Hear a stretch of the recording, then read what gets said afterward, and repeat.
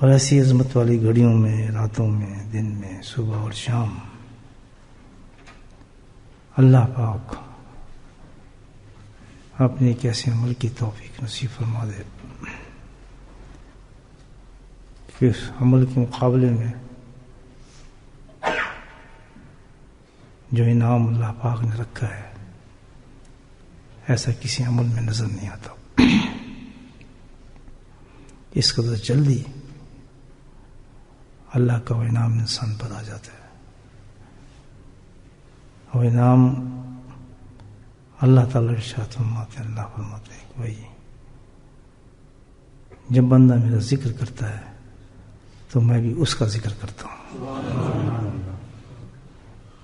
یہاں پہ مشائخ کہتے ہیں کہ اس کے بعد کس انعام کی انسان کو ضرورت ہے.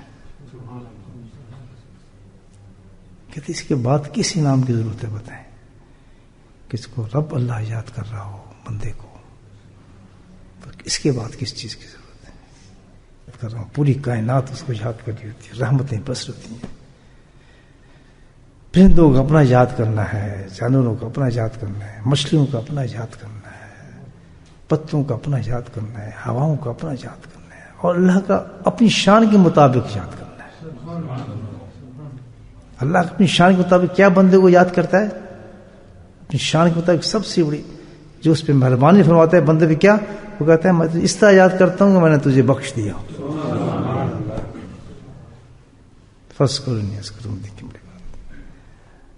ذکر جو ہے بھائی اللہ تعالیٰ نے دیکھیں قرآن حکیم میں جہاں بھی اللہ نے ذکر کا حکم فرمایا ہے کرنے کا، اس کے ساتھ کثرت کا لفظ ہے. کثرت سے ذکر کرو لیکن کیسے؟ کثرت کے ساتھ ذکر. ایک اللہ نے یہاں کنڈیشن لگا دی ذکر کے ساتھ، ایک شرط لگا دی ہے کہ خالی ذکر نہیں کرنا بلکہ کیسے کرنا ہے؟ کثرت سے کرنا ہے. سبحان اللہ، کتنا کرم ہے اللہ تعالیٰ کا.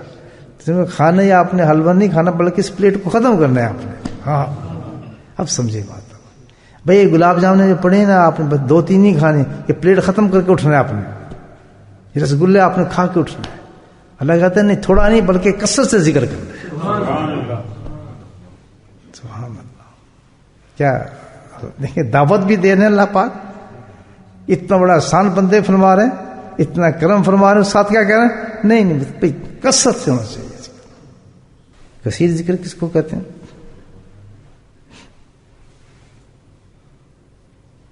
کہ جو بندی نہ ہو. سبحان اللہ، بولو سبحان اللہ. کب بند ہو؟ موت پر. اللہ اکبر. کثیر ذکر کا مطلب کیا ہے؟ اللہ تعالیٰ فرمایا کہ جو ذکر بندی نہ ہو. جب سے تو پیدا ہوا جب تک تو نہ مرے میرا کیا ہوتا ہے؟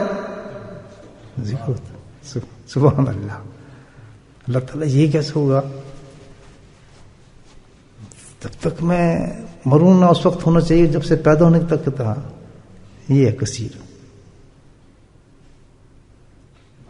ایک سیکنڈ رکنا نہیں چاہیے وہ ذکر.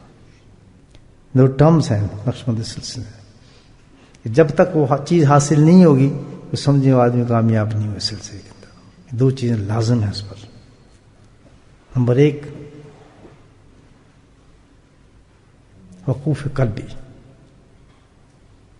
کیا وقوف قلبی کیا ہوتا ہے؟ وقوف قلبی کہ ہر وقت دل جو ہے، ہر وقت دل کی طرف انسان کی توجہ رہے کہ میرا دل اللہ اللہ اللہ کر رہا ہے. جب تک یہ پوزیشن نہیں ہوتی کسی سالک کی تو سمجھو کامیاب نہیں. نگہداشت کا مطلب کیا ہے؟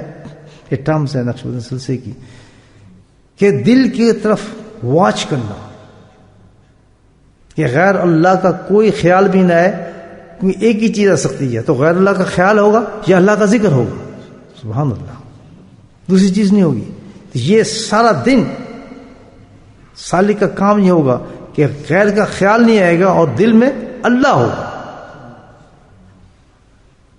دل کے اندر کیا ہوگا؟ اللہ ہوگا. بس اتنا کام کرنا ہے. جب اس اسٹیج پہ انسان پہنچ جاتا ہے تو اس کو کہتے ہیں یہ کثیر ذکر کرنے والا کثرت ذکر کر رہا ہے، اور کوئی چیز کی رکاوٹ نہیں بنتی، کوئی دنیا کی چیز رکاوٹ نہیں بنتی. تو صرف ذکر ہوگا، اور ذکر کے بعد اگر کوئی خیالات آ رہے ہیں، دنیا کے آ رہے ہیں، ادھر کے آ رہے ہیں، ادھر کے آ رہے ہیں، معاملات ہزار خیالات، سمجھ جائیں کہ ذکر تو نہیں ہو رہا میرا، وقوف قلب تو گیا، تو میں تو صحیح سالک نہیں ہوں، صحیح مرید نہیں رہا، میں تو اتنا وقت جو میرا اس سوچنے میں جا رہا ہے وہ تو گیا. استغفر جی میں نے کیا کیا، مجھے تو دل کی طرف توجہ کرنی چاہیے تھی، تو فوراً پھر دل کی طرف توجہ کریں. تو تھاٹس، خیالات جو ہیں وہ انسان کے غائب ہونا شروع ہو جائیں گے. اور تیسری چیز اس میں زبردستی آتی ہے الحمدللہ کہ انسان اللہ کے فضل سے پھر گناہوں سے چھٹکارا مل جاتا ہے اس کو. اور کون سے گناہوں سے اندازہ لگائیں، یہ صرف زبان کے ہاتھ سے نہیں بلکہ دل جو گناہوں کرتا ہے، دل کی طرف سے جو گناہوں کا غبار اٹھتا ہے، انسان اس سے جان چھوٹ جاتی ہے.